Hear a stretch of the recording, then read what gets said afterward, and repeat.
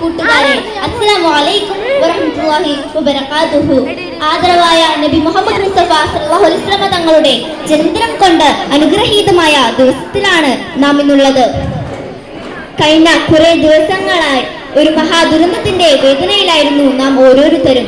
ആ ദുരന്തത്തിൽ നമുക്ക് കുറെ കൂട്ടുകാരെയും മാതാപിതാക്കളെയും നഷ്ടമായി. അല്ലാഹു അവരുടെ പരലോകം വിജയത്തിലാക്കി തീർക്കുമാറാകട്ടെ. ആമീൻ. ഞാൻ നിങ്ങൾക്കൊരു കഥ പറഞ്ഞു തരാം. നബിയുടെ കഥ കേൾക്കാൻ എല്ലാവർക്കും ഇഷ്ടമാണല്ലോ. നബി സല്ലല്ലാഹു അലൈഹി വസല്ലം തങ്ങൾ നടന്നു പോകവേ ഒരു മൈതാനത്ത് കുറെ കുട്ടികൾ നിന്ന് കളിക്കുന്നത് കണ്ടു. പക്ഷേ അതിൽ ഒരു കുട്ടി മാത്രം മാറി നിന്ന് കരയുന്നു. നബി സല്ലല്ലാഹു അലൈഹി വസല്ലം തങ്ങൾ ആ കുട്ടിയുടെ അടുത്തേക്ക് ചെന്ന് ചോദിച്ചു, മോനെ, നീ എന്താണ് കളിക്കാത്തത്? നിനക്ക് കളിക്കാൻ ഇഷ്ടമല്ലേ എന്ന്. ആ കുട്ടി കരഞ്ഞുകൊണ്ട് നബി സല്ലല്ലാഹു അലൈഹി വസല്ലം തങ്ങളോട് മറുപടി നൽകി, നബിയെ, എന്നെ അവർ കളിക്കാൻ കൂട്ടുന്നില്ല. എനിക്ക് കളിക്കാൻ ഇഷ്ടമാണ്.